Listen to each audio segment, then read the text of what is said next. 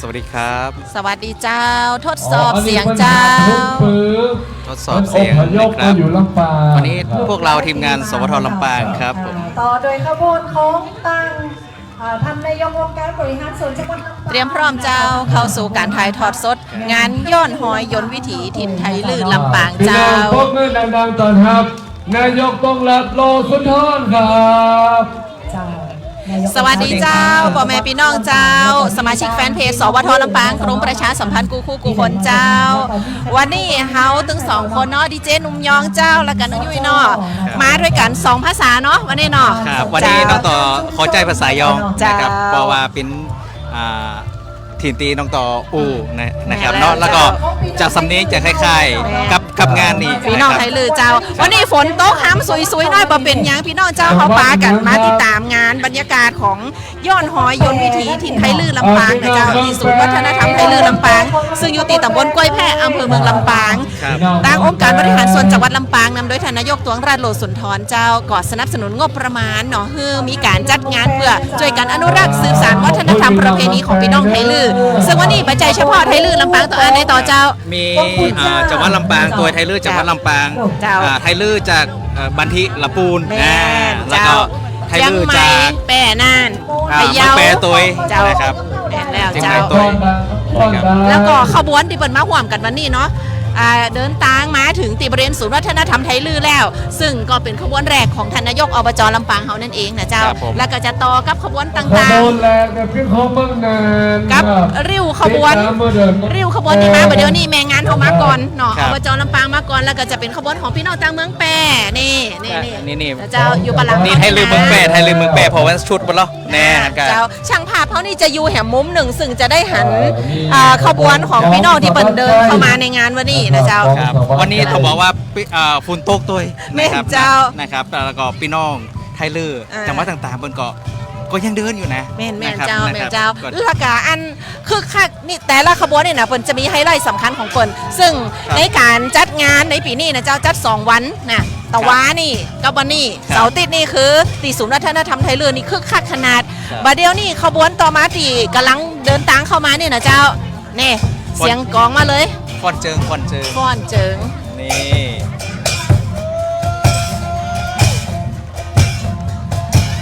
โหตัวนะครับขบวนแรกของพี่น้องไทยลือ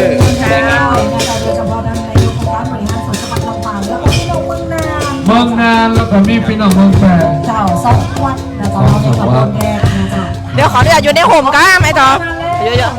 ยู่ในห่มกัมวันนี้อาจจะทุลักทุเลสักหน่อยเพราะว่าฝนตกคือจะได้แล้วเนี่ยฝนตกลูกดังในเวียงมาเลี้ยวเฮาก่อยมาเดินมาถึงบ้านเดินตามถึงบ้านกล้วยได้สักกัมหนึ่งฝนตกต่อแหม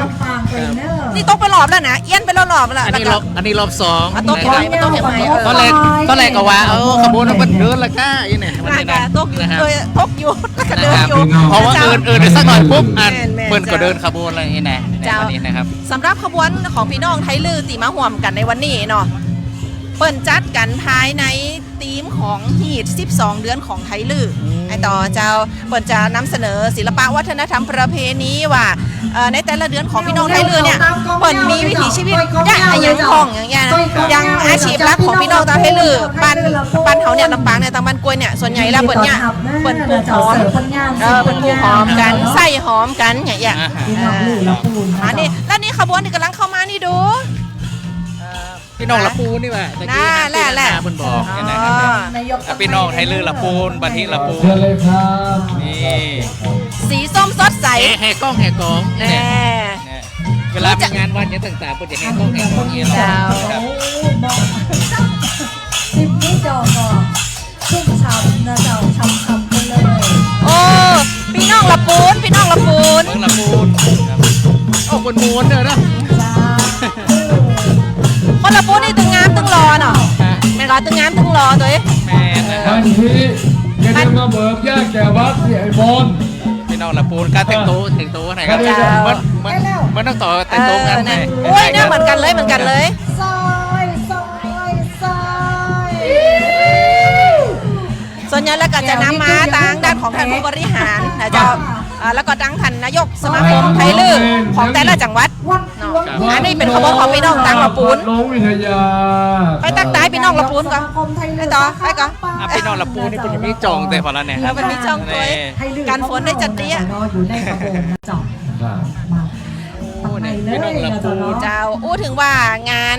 ย้อนหอยยนต์วิถีทินไทยลือลำปางเขาปีนี้จัดเป็นเตือนที่ 3แล้วนะเจ้า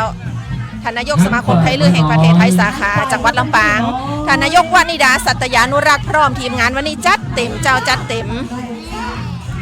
แล้วก็มาต่อในเจ้าอู้ถึงท่านนายกสมาคมไทยลือแห่งประเทศไทยจังหวัดลำปางมาละโรงเรียนวัดหลวงวิทยานี่เปิดมาพร้อมกับป้ายของเปิดเลยโรงเรียนวัดหลวงวิทยานี่งามพิลีขนาด งามพิลีงามพิ เจ้า ลี งามพิลีขนาด นี่มีเราน้อยตัวเนี้ยเนี่ย แม่หันกอเจ้า อันนี้มาเป็นครอบครัวเลย แม่น นะครับ เจ้า นี่ มีตึงกลางจ้องผ่องเนอนนี่แสดงคือได้หันเลยว่าไผ่ที่อยู่ภาคอื่นก็อย่าว่าวันนี้ลำปางฝนตกก็พอนี่เต้อ วันนี้นะอยู่ให้หนังหน้าของเจ้า ถ้าท่านพอไล่สดอยู่นะเจ้าภาพเสียงเป็นจะได้ชัดเจนก็ลองเอิญมาหาเขาได้เนาะทีมงานเขาวันนี้ขนคว้ากันมาห้ามฝนไปได้นั่นนะเจ้าแต่ก็สู้กันสุดใจเหมือนกันนะวันนี้นะ อ่า จากโรงเรียนวัดหลวงนะเจ้าเขาจะมาต่อตีชุมชนบ้านกล้วยหลวง กล้วยหลวงอันนี้เขาลำปางเลยก็ เจ้าแม่นเจ้า ลำปางเลยเนี่ย ก็คืออยู่ในพื้นที่ของศูนย์วัฒนธรรมไทยลือแห่งนี้เลย ซึ่งปกติแล้วมันก็จะเป็นศูนย์ตีมีการจัดแสดงด้านของวิถีชีวิตประวัติความเป็นมาความสำคัญของพี่น้องไทยลือคือเราอันได้หู นี่ตูม นั่นเลย เจ้า ผ่านย่อมมากันนั่นเลย ครับแต่มันคือก่อนต้องหาเพื่อต้องปลูกฝังกันก่อน แม่นก็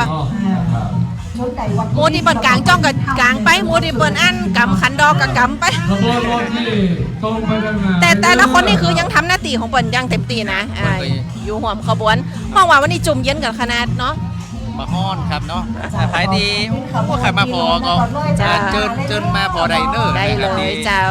งาน ตั้งนานเลยนะเจ้า ศิลปะไทยลือนะครับ แม่ ที่ นแล้ว จัดที่ เจ้า บันกวยบันแพ ข ง บวนรถไปทางไหน ในปีนี้ความจริงแล้วจะมีขบวนของพี่น้องตังเจียงไฮ้มาตุยแต่ยังตีเขาได้รับทราบข่าวกับเราเปิดประสบภัยน้ำท่วมเพราะจะอันการเดินทางมาจากค่อนข้างลำบาก ปีนี้พี่น้องตังเจียงไฮ้ก็เลยขออภัยบ่ได้มาห่วมตุยเนาะเขากะส่งกำลังใจให้กันแล้วกัน เดี๋ยววันผูกนี่ตังทีมงานสวทลำปางนี่เขาหารือกันไว้ว่าใครมีครัวอย่างที่จะมาห้อมกันเนี่ยเขาจะนำไปบริจาคนะช่วยเหลือพี่น้องตีน้ำท่วมเจียงไฮ้จุดถ้าบริจาคกตีมทบ32เพราะจะอันถ้าว่าปอแม่พี่น้องตีฟังแล้วก็รับชมถ่ายทอดสดเขาอยู่ เสื้อผ้าติ้มคอยเดซน์ แม่นเจ้าเสื้อผ้าก็จำเป็น ครับ เครื่องทำความสะอาดบ้านอย่างทั้งหลายเนาะอุปกรณ์อย่างต่างๆ ไม่กวาดกะผงซักฟอกกะอย่างแม้กระทั่งอาหารกระป๋องอาหารครึ่งสำเร็จรูปอย่างเงี้ยยังจำเป็นอยู่เจ้า เพราะว่าอย่างที่ฮันนะเนาะฮันทีวีบอกว่าบ้านเรือนพี่น้องของ แม่ คนเชียงรายนี่เสียหายปุ๊บบางคนเด็กเก็บอย่างเลย แม่นเจ้านี่แหละ ก็ นี่แหละ เป็นการช่วยเหลือซึ่งกันและกัน เจ้า นะครับเหมือนงานเนี่ย เหมือนงานนี่ ตีว่าพี่น้องต่างจังหวัดเน้องไทยเลยต่างจังหวัดเปิ้นก็มา เจ้า เดินขบวนตัว แม่นแล้วเจ้า ด้วยกันนะครับจะได้หันว่าแต่ละตีนะเป็นจะได้พองการแต่งกายไทยลืดแต่ละจังหวัดเป็นอย่างไร แม่น ครับ เอกลักษณ์ของเปิ้ลนี่เคยถามท่านนายกเปิ้ลบอกว่าสีสันเนี่ยมันบอกว่าใจชุดชาตินะเปิ้ลจะโน้แบบเน้นไปทางโทนแบบน้ำเงินอย่างยี่น้องเหมือนที่ไอต่อใส่มาเนี่ยเนาะ ครับ โทนเปิ้ลจะแบบชุดชาติจะสีขาวผ่องก็มีแต่ไม่ยิ่งได้ผ้าโผกหัว หันไปมาตรงนี้หน่อยเนาะ ยอมเปิ้ลต้องมีผ้าพกหูไอ้ งาม จากตั้งใดจ้า พี่น้องขบวนต่อมาเจ้า เจ้านักแกไทยบน โอ้นี่มาโดยเป็นเพลงนี้ลอยกระทงนี่ สีโมง ซิง อ่ะ โก้ซิงเก่าเดี๋ยว2คนเนี่ยซิงเก่า เจ้า อันนี้ก็ งานจะจ่ายล่ะ ขบวนนี่จะแบบไอ้ เจ้า ทีมเดือนยี แม่น ทีมเดือน เดี๋ ยี ยวก่อน เดี๋ยวเดือนหยีนี่คือร้อยกระทงตั้งเทพประจัดงานกันใหญ่นะ พี่น้องตั้งไทยลื่นนี่นะ เจ้าไทยลื่นลำปางเฮา อย่างละปูนี่จะมีการ เคยลิง ลอง ครับ คนห้องว่า ไอ้อาหารลำปางนี่ลองสเปาเนาะ เจ้า ละปูมันจะมีลองไอ้ โคงเข่งโคงเข่ง กะโล อ๋อแหละอ๋อนี่แหละนี่เจ้าเปิ่นมีปลายของเปิ่นมาละเนี่ยตัวน้อยๆก็มีตัวละออนลูกหลาน โอ้ละอ่อนเต็กทุนหน่อยฮะแกนะ สืบสานวัฒนธรรมประเพณีไปด้วยกันเจ้า นะครับ ผู้ปกครองกลางจ้องมาคือพ่อม ครับ นี่คือการมีส่วนหอมของลูกหลานบ้านกล้วยนะเจ้า แม่นครับ แล้วก็ถึง ต่อไป พี่น้องตำบลน้ำโจตัววันนี้นะ เจ้ากล้วยโมกหมู่3ค่ะเจ้าเนาะ อันน่ะกงเก๋งก็เล่นก็เคยเล่น กง ก็เล่น กลางกงกลาง กงกลางเลยโอ้ย นี่ กล้วยโมงหมู่สามนี่เดี๋ยว ครับวันนี้ บ้าน เจโตก็อันลีนปิ้นนะกงกลางนี่นะอันนี้นี่มากล้วยก็มีนะนี่มันมือ เออ คนโต๊กเนาะปืนมันก็มือตัว กินเข้ามานี่เป็นห้อง จะมาหันกล่องแล้วมันเก่งอยู่ เออชุมชนบ้านกล้วยม่วงเจ้ามาแล้วเจ้า ชุมชนบ้านกล้วยม่วงนี่วันนี้บันเย็นเด้อนะสีบันเย็นเด้อ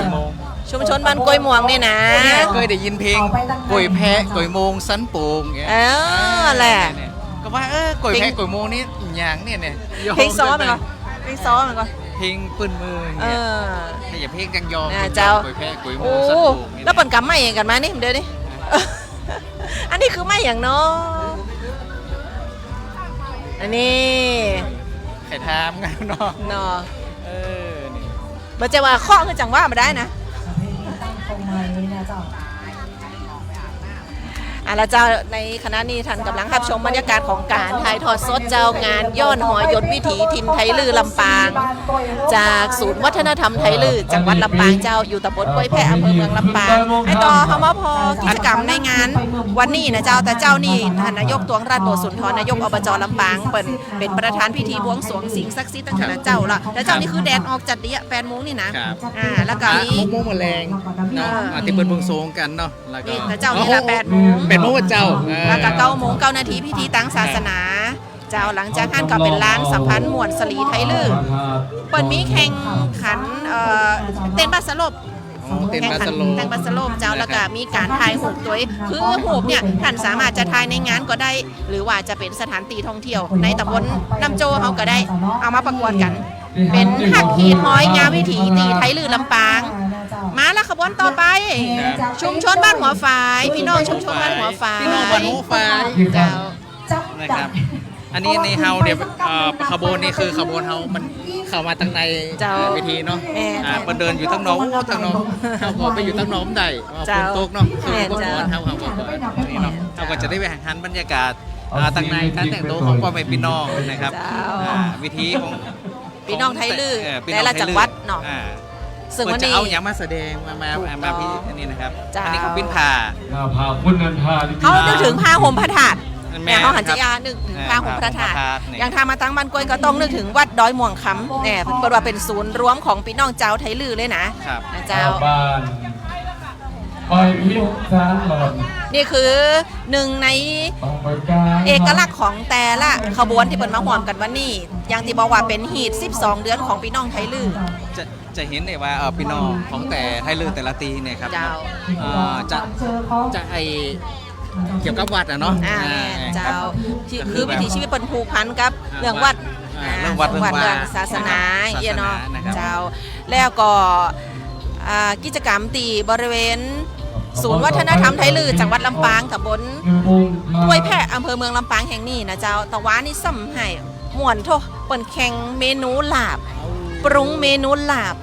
บดิบลาบคั่วมีหันหมดนะไอ้ตอนนะเจ้าหนุ่มยองเจ้า มักลาโผอุ้มไหนพอมักลาโผ ต้องเพลงมักหลับดิบ เอาขบวนต่อไปมาแล้วเจ้าชุมชนกล้วยหลวงนี่ห่วมงานสืบสานวัฒนธรรมไทยลือย้อนหอยยนต์วิถีถิ่นไทยลือลำปางเจ้า อันนี้ชื่อของงานเลยนะครับข เจ้า องงานวันนี้เลยนะครับ นี่ อ่า อย่างที่เปิ้นตื้อน่ะนะมีดอกนะคือพวกสลุงนี่นะ สลุงแมน นะครับ มาเป็นฮอเป็นมุ้งมันก็มี ครับ หามมาเลยแบกมาเลยนะเจ้า แต่ก่อนนี่คือสลุงนี่มันจะใส่ของโคตาของต้านติดจะปนไปวัดไปวากันเนาะสวยดอก เจ้า นะครับ ความจริงแล้วอู้ถึงว่า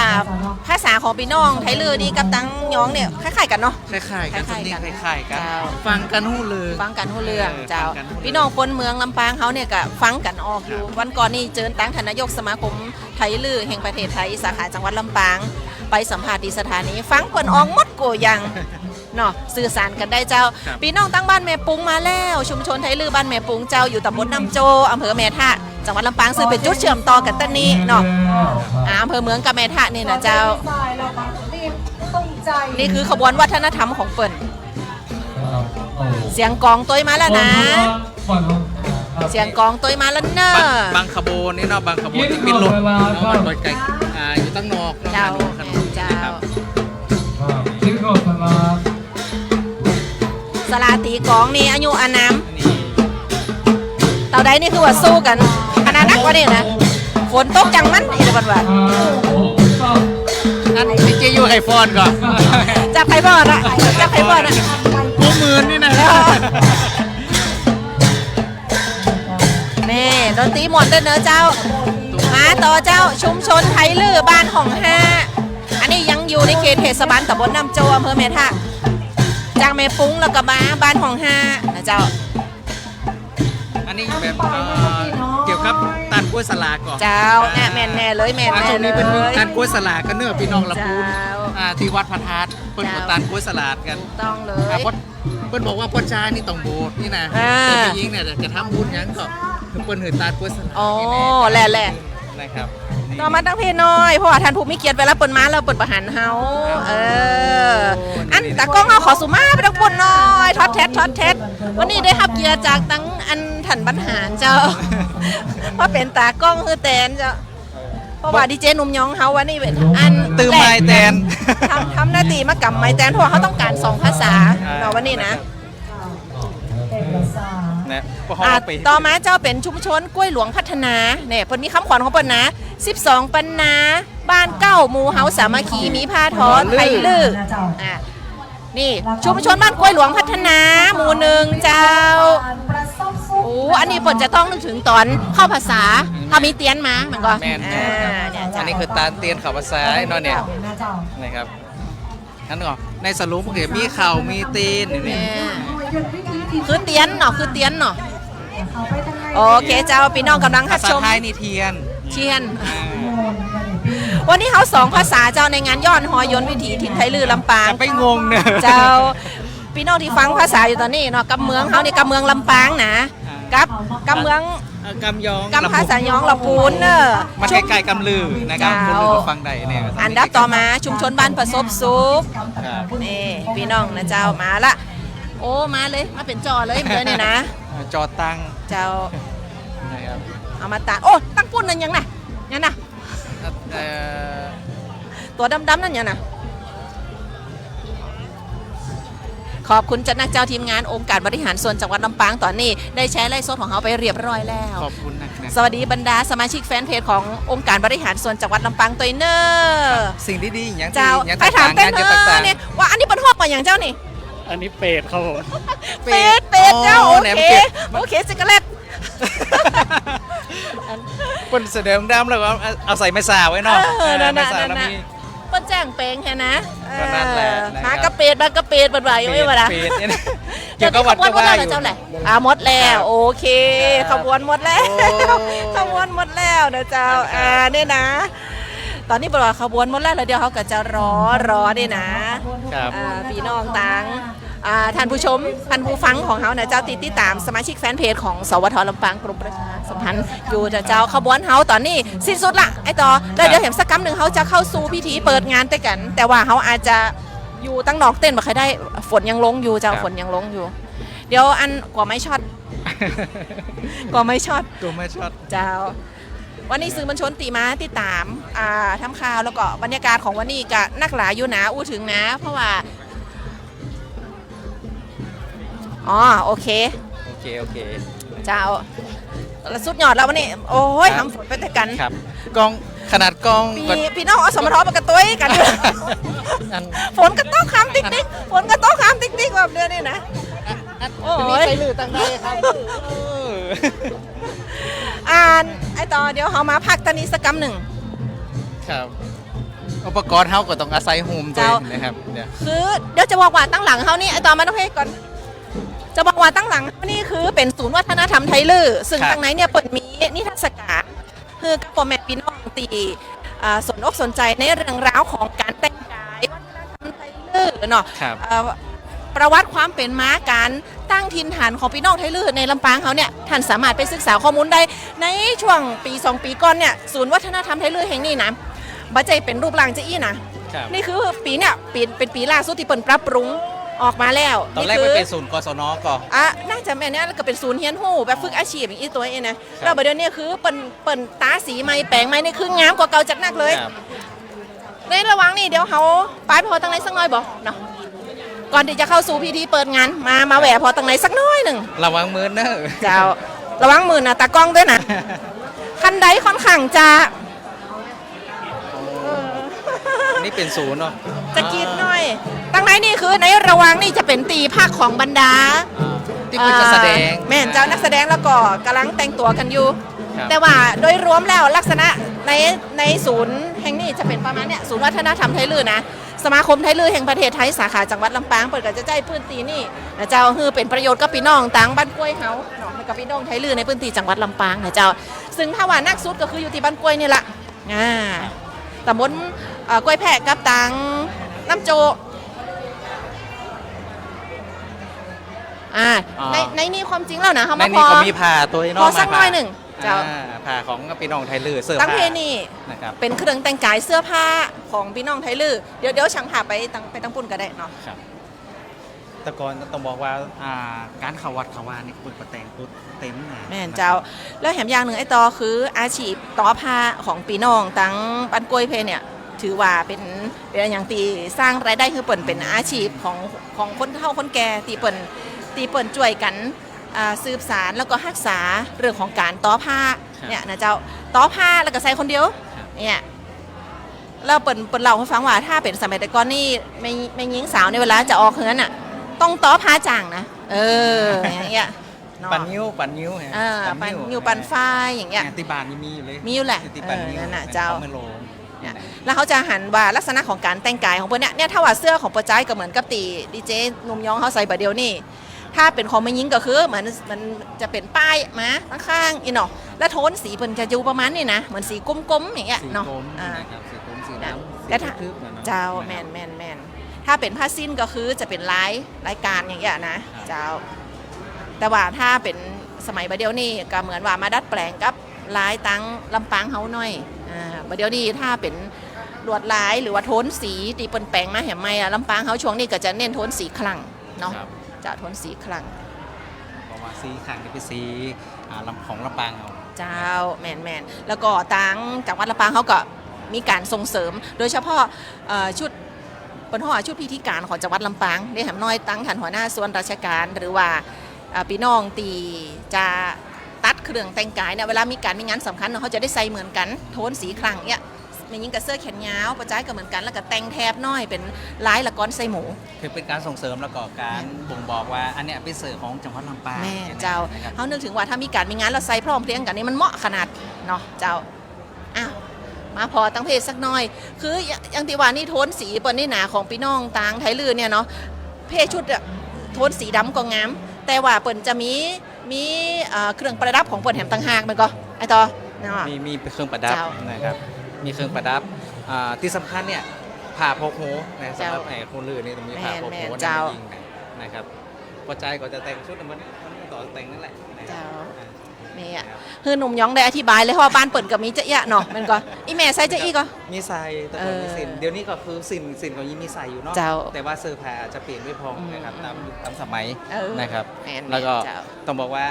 สินเนี่ยก็ยังเนี่ยการขวัดขวาครับเพื่อก็ต้องใส่สินขวัดขวาเนาะ บางคนยังเห็นคุณเฒ่าคุณแก่พ่อแม่เฮาใส่อยู่ เจ้าเอา มา ละ เจอก็โอ้มาเห็นงานอีกแก อืมนึกถึงบ้านก่อน คิดถึงบ้านตัวนะครับ เจ้า อีกก็อยากอนุรักษ์ไว้ เจ้าน นะครับเกี่ยวกับไอ้วัฒนธรรมศิลปะตีมีเนาะนะครับ ศูนย์วัฒนธรรมไทยลือนี่แต่ก่อนนี่สมัยเรียนหนังสือนะเจ้าเกยมาที่นี่แต่ก่อนนี่เปิดสาธิตเรื่องของการต่อผ้าแล้วก็เขาเป็นนักศึกษาอยู่เนี่ยก็เกยมาเฮียนฮู้กับแม่ๆเปิ่นกับเรื่องต่อผ้าเนี่ยนะแล้วก็ศูนย์แห่งนี้พอแบบผ่านไปหลายๆปีปุ๊บเนี่ยคือเปิ่นพัฒนายกปืนขึ้นมาอย่างเงี้ยเนาะแล้วก็ห้องว่ามีปืนตีใจสอยนักนี่ตาสีมาอย่างพร้อมเลยนะเจ้าอันนี้ก็ถ้าหากว่าพ่อแม่พี่น้องตีจะมามาศึกษาความรู้ตีนี่ศูนย์วัฒนธรรมไทยลือของจังหวัดลำปางก็มาได้ตำบลกล้วยแพะอำเภอเมืองลำปางเนอะเจ้า เฮาไปตั้งโนเฮาไปสัมภาษณ์อันป๊อปพี่น้องไงได้ ที่มาห่วงงานเนาะ ออ เจ้า นะครับ เดี๋ยวเขาจะขออนุญาตเคลื่อนไปตั้งนอกเดี๋ยวคือช่างภาพเขาก่อยๆมาต้องคือเวลาเปิดหน่อย ครับ ดีเจหนุ่มยงใส่เกิบเจ้าใส่เกิบ เพราะว่าหลายๆคนเนาะเดี๋ยวนี้ฝนตกมันก็อยู่ในเต็นท์กันเนี่ยนะครับ มาลบฝนกันหน่อยโอ้ยน้องตั้มเป็นจะได้เจ้าวันนี้สู้กับเจ้า สู้ครับ พี่น้องตั้งพะเยาเปิดมาตัวน้องวันนี้เนาะ มาครับมาครับผม เจ้าขอบคุณน้องตั้มจัดหนักเลย บุญกันไปจะเนี่ยน่ะเอาละเจ้าเดี๋ยวเขาจะประพอบรรยากาศตั้งลุ่ม ซึ่งตอนนี้ยังพี่น้องที่มาห่วมงานเนี่ยยังอยู่ประจำในเต้นท์อยู่เอ่อเดี๋ยวเขาฮือช่างภาพ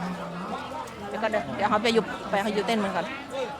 มันก็ตกบันักแล้วเนาะมันก็จะ แม่นเจ้า อื่นๆไปห้องเรา แต่มันกับพอได้นะครับ นักแต่ก็พอได้ แต่ละเต้นนี่จะลบฝนกันอยู่ไอ้ต่อมาเพลงก็ฟังเขาเอ็นดูอันตักต้องเขา เออ ไอ้ต่ออันอาจจะต้องได้อู้จ่ากันสักพี่น้องบรรลุตั้งได้กันมาพ อัน อ นี้ ไง พี่น้องตั้งได้ครับนี่ครับ บรรลุตั้งไหนมาคุยโมงจ้า คุยโมงอย่างวัดยังไงประมาณคุยโมงเนาะ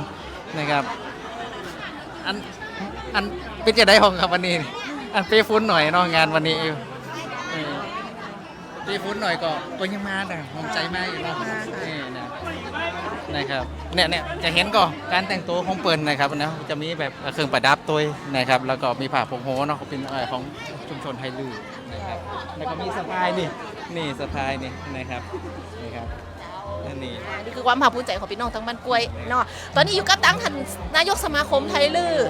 เจ้าจังหวัดลำปางของเขาสวัสดีเจ้าแล้วกับห้องกับทีมงานตัวเนาะนะ ยังทางไปจังหวัดยังจัง น่ะเอาไม้ไปเลยเจ้าดีเจต่อเจ้า อันนี้นมย้องลูกหลับปูนมาเจ้าแล้วพี่น้องเขาลูกตังใดมาเอ่ย สวัสดีพอดีว่าหมูขน้อยนี่มาจากจังหวัดน่านครับพี่คือจังหวัดน่านครับมาจากอำเภอทุ่งจาง ก็ทุ่งจ้า ครับ เจ้า มีกันทั้งหมดกี่คนเนาะ ประมาณ24คนครับ โอ้แหละเจ้าหน้านี่น้ำท่วมหายเลยยังเหมือนเดิมนี่ เรียบครับ โอ แห้ง เค แล้ว แหละเรียบร้อยแล้วนะคือแห้งเรียบร้อย ทั้งคนไปแล้วครับ เนาะแล้วก็ตีเมืองนานเปิดได้จัดงานลักษณะคล้ายๆกับลำปางจีก็เจ้ารวมตัวกันของ เหมื พี่ อน น้อ กั ง นครับเนาะปกติโดยชมรมของเฮาเนี่ยก็คืออีเวนต์กันไปแต่ละจังหวัดนี่นะครับ อ๋อ เหมือนลำปางจัดก็คือมารวมกันเต้เพ่ เจ้า นี่นะครับ เจ้า ก็ตอนปีนี้ก็ลำปางก็เป็นเพลงของตุ้งจ้างอำเภอตุ้งจ้างเพราะว่านานมันมีหลายอำเภอ เจ้า เราก็อีเวนต์กันไปแต่ละจังหวัดนี่นะครับ อ๋อ เจ้าผมครับผม แล้วตุงจ้างนี่เปิ่นมีแผนว่าจะจัดงานแบบใด ค่ะแต่โดยของที่ตำบลเองเขาตุ้งจ้างเองนะครับอีเป็นทุกวันที่30ธันวาครับ 30ธันวาหน้าหนาวพอดี ของทุกปีนะครับผม อ๋อ เกิดความที่เสื้อผ้าเนาะ แหละ โคลื่อมันต้องใส่หนาหนาวถึงอีก เอ ต้นหน่อยนึ อง น่า ครับ ไปเลี้ยงปีใหม่ปุ่นพอดี แม่นครั เข้า บแม่ ดาวน อยู่ปุ่นนะเข้าดาวอยู่ปุ่น ก็จูปีใหม่ไปเลยครับ เนาะจูเลยนะเจ้าแล้วเป็นจะได้พองมางานลำปางปีนี้เนาะป้าฝนสักหน้อยหนึ่ง แม่ แต่แบบโอ้สุดยอดเลยนะคนห่วงงาน คน นี่ หาแก้วนะครับเนาะ ลมเย็นดีครับ น่าเจ้ามีอันอย่างที่เขารู้สึกว่าประทับใจในการมาเยือนลำปางเตอนี่พอ ในส่วนของผมคือ ไม่ตีที่เขามีหือกันเนาะ เจ้า โดยของวัฒนธรรมลือเนี่ย เจ้า คือก็คือเขาไปไหนอ่ะหมู่เซงกำปากลือนี่มันถึงอุ่นใจอะครับ เนาะ ครับเนี่ยคือมีแต่ภาพที่กลุ่มลือเขาที่แบบ เวลาไปป้าพายที่อู่ แม่น ไอ้ ครับ สำเนียงเดียวกันนี่นะปุ๊บมันจะอู่ได้หมื่นเลยนะครับ ใจ จะเป็นอย่างนั้นนะเนาะ แม่นครับ บางเตอปุ๊บเอาคนหนึงไทยเขาอู่ภาษาลือหรือว่าภาษาย่องเนี่ยปุ๊บมันจะอู่กันคำเดียวแต่ถ้ามันเป็นภาษาเดียวกันนี่นะมันอู่ได้โมนแล้วมัน ใช่ อู่ ครั ได้ บ ยาวใช่ไหม โดยเฉพาะของตุ้งจ้างนะครับอีเหมือนเมืองยองอีเหมือนของอันตั้งบันที่ ครับ อีเป็นเมืองของตะยองอีกนะครับ ทัน ใช่ เพราะละปูเนลี่นี่จะบันทีนี่จะเป็นไทยลือเนาะ ใช่ ตามภาษาที่จะเปิดห้องคุณยองอย่างน้องต่อนี่คื แต่ อย ว่า อง สำเนียงมันอีเหมือนตั้งบัน สำเนียงมันจะเหมือนกันนะครับ แทบว่าต่างนะแต่เหมือนของตังมังค้าตรงนี้อ่ะ ครับ มีเบนเนมสำเนียงหนึ่ง ครับ นี่นะครับครับ นั่นแหละ เจ้านี่คือหนุ่มยองเปิดได้อู้ภาษาเปิดเลย เนี่ยฟังกันออกอยู่เนาะแล้วก็เสน่ห์ของการแต่งกายวันนี้ยังพี่น้องตามเมืองน่านเปิดมาลำปางเขาเนี่ยเนาะจะพอยังประจายนี่เปิดจะมีเนี่ยอันพาสบายตัวมันก็เจ้าสุมาเด้อขออนุญาตก็ได้นำตัวแนะนำเครื่องแต่งกายวันนี้หน่อยเจ้าเอกลักษณ์ของพี่น้องตามเมืองน่านเป็นจะได้เราให้พี่น้องตามลำปางแล้วก็ทันทีรับชมไลฟ์สดอยู่ได้เลยเจ้า ในลักษณะการแต่งกายของ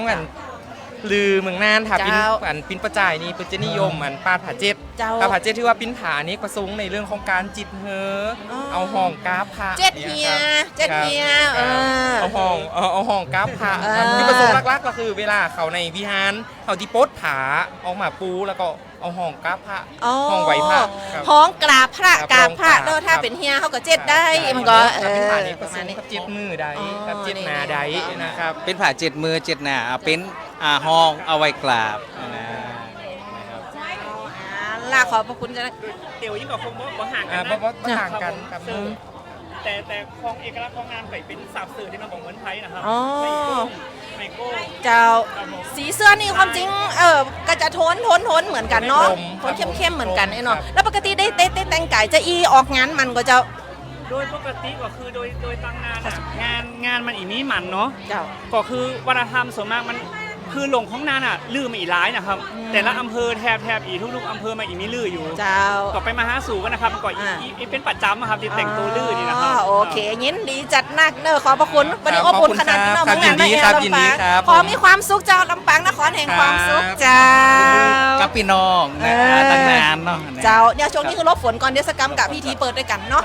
หันกับไหนนึกว่าเป็นเทพบุตรได้รางวัลดอกว้าเนาะโอ้ทวสังโคตรอะเนาะเจ้ายินดีจัดหน้าพี่น้องไทยลือเมืองนานยังบ่เสียงเพียงแต่อีไอ้ตอนลองพอเป้าหมายต่อไปเจ้าเสื้อสีมันเย็นปะหลังบรรลุตั้งใดมาไอ้ตอนลองไปถามบ่สักหน่อยดู บ้านเย็นอันนี้ถ่ายจากบ้านกลวยตะกี้ก็ อ๋อ บ้านโมง แหละถามสาวๆหน่อยสาวน้อยเฮาเนี่ย อาสน้อย อ่า อันอยู่บ้านเนี่ยครับน้องนี่อยู่บ้านเนี่ย บ้านยังบอก บ้านไหนครับบ้าน บ้านไหนอยู่บ้านอยู่บ้านโมงเจ้าอยู่บ้านโมงเจ้า แต่งตัวงามเนาะอันตั้งใจมาหรือว่าอันมาตัวคุณยายนี่ ตั้งใจมากับโรงเรียนเจ้า โรงเรียนคุณครูพามาตัวนี้แม่นก็ มากุปีเจ้าเอามากุปีเจ้ามากุปีเจ้า อยากจะให้คุณแม่แนะนำกำว่าถ้าพี่น้องที่เปิ่นบ่เคยมาบ้านเขากำเตืออีเนาะมาตั้งบ้านกล้วยมาตั้งศูนย์วัฒนธรรมไทยลือเนี่ยมีสถานที่ท่องเที่ยวในแหมพ่องอยากจะแนะนำให้เปิ่นได้ไปแอลกันเจ้า มีอันวัดดอยพระชานแล้วก็มีวัดพระธาตุลำปางโลงเนาะแล้วก็ดอยมงคำแล้วที่นั่นก็แองวัดพระเจ้านั่งแทนแล้วก็วัดบ้านโกยเฮามีสารติดมีสมมาตรมีตะเอียเนาะตีแอลสารติมีวัดบันโลงเจ้าวัดบันโลงแล้วก็วัดบันแพะเนาะสารติว่าปิ้นวัดเก่าแก่โบราณจ้ะมีวัดพระแทน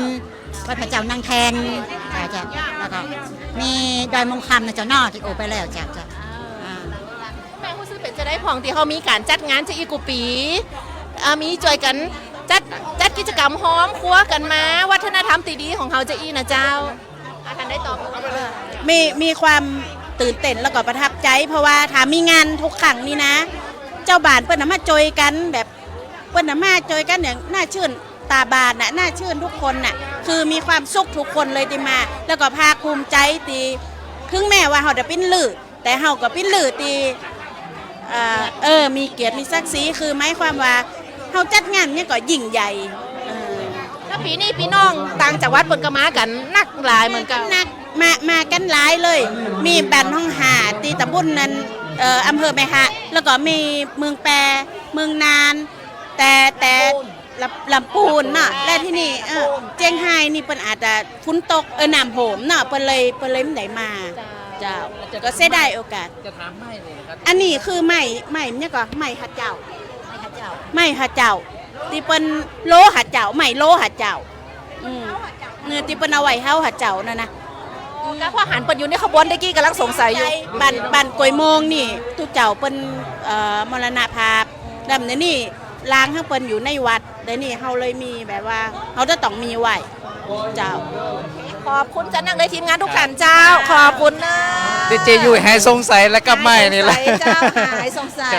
โอเคซิกาเลตละอันดับต่อไปเดี๋ยวสักกำหนึ่งหน้าเวทีนี่เปิ่นก็จะเข้าสู่พิธีเปิดงานละกำลังเตรียม ฝนมันก็เริ่มเอิ่นพองแล้วเนาะ แม่น นะ ๆ ครั เจ้า บนี่ คือบางผ่องนี่เอาถุงนี่ซุปหัวไปซะนะ ผ่องถ้ามีจ้องนะคือถุงซุปหัวเลย ครับ พี่น้องเจ้า อันนี้เขาได้ฟังเสียงบรรยากาศแล้วก็ความรู้สึกของพี่น้องที่เพิ่นมาร่วมงานกันคือหลายจังหวัดเนาะแล้วก็ทีมงานเขานี่เดี๋ยวสกรรมเขาจะไปก็ติดบรรยากาศหน้าเวทีเพราะตอนนี้เปิ้นจะเริ่มไปตั้งแถวอยู่บนเวทีแล้วนะละเดี๋ยวเคลื่อนไปตั้งปุ่น ใกล้ ต่อ จะมีพิธีเปิดละนะครับ เจ้า นี่ แล้วเดี๋ยวเสียงในงานเนาะเขาก็จะได้ฮือฟังจาก2พิธีกรบนเวทีก็คือดีเจไอ้มนต์แล้วก็ดีเจปีนันทาหอมแก่นจันทร์ซึ่งเป็นคนบ้านกล้วยเนี่ยแหละเจ้าอู้ภาษาไทยลือได้เลย ก็ว่าแปลกใจโอ้บนอู่วะแม่ปุ๊บเอ้ามีพี่น้องที่มีสำเนียงตะอี้ตัวนะตอนน้องต่อมาลำปางใหม่ เจ้า ๆโอ้มันมี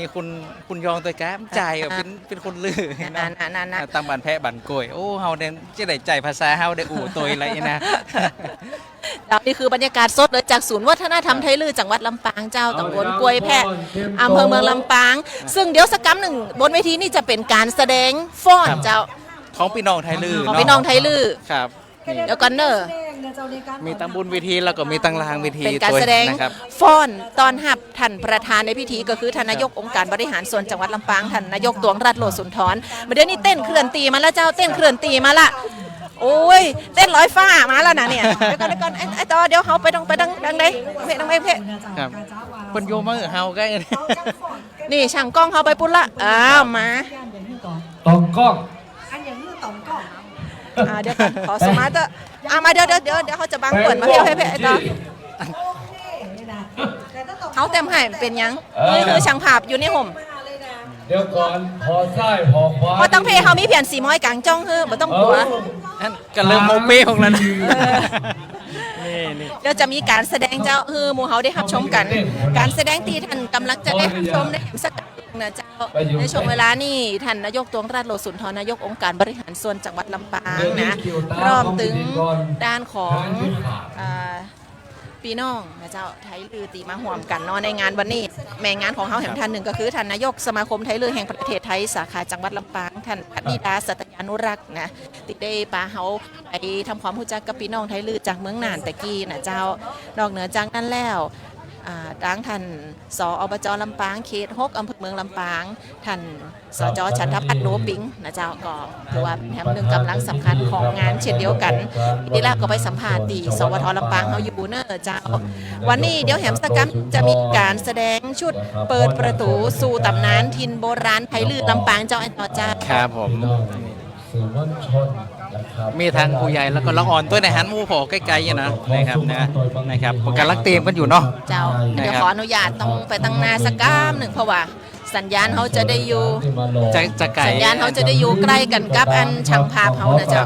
จะได้ยินชัดเจนเนาะนะครับ ตอนนี้เดี๋ยวขออนุญาตอยู่ใกล้จอกำจะได้หันว่าตอนนี้ภาพบนจอคืออันหยังนะเจ้าวันนี้การทำงานอาจจะทุลักทุเลสักหน่อยเพราะว่าฝนตกครับแต่บ่เป็นหยังเจ้าก็ว่ากันไปตามสถานการณ์เนาะ เดี๋ยวก่อนเนอะต้องเช็ค พี่น้องอดใจท่ากำหนึ่งนะเจ้าการแสดงเดี๋ยวสกรรมจะเริ่มละเนาะซึ่งตอนนี้บริเวณในเต้นนี่นะเจ้าก็กำลังจะเก็บสถานที่กันอยู่จังฟ้อนนี่คือใจมานี่เต็มร้อยละบัดเดี๋ยวนี้มีตึงบนเวทีแล้วก็ตึงลุมเวทีด้วย พี่น้อง นะ ค เจ้า รับเป็นว่าฟ้าสีทองของอำไพลือดะปิ้นใหญ่ในแผ่นดินพี่น้องปกเมื่อดังๆให้กับไม่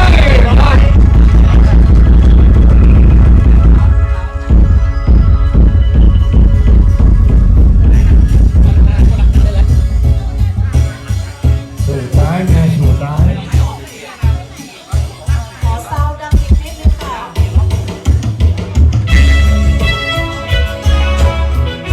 ขอเสียงปรบมือให้กับนักแสดงกองทัพประธานในพิธีครับ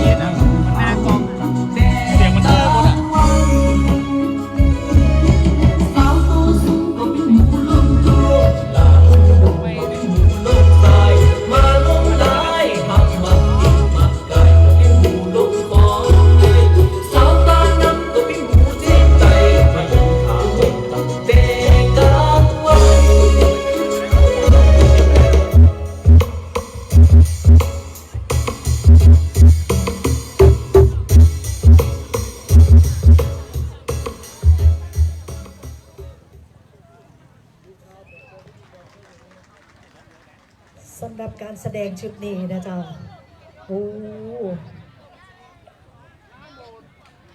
โลมกันแล้วนี่หนักขนาดน้ำหนักนะ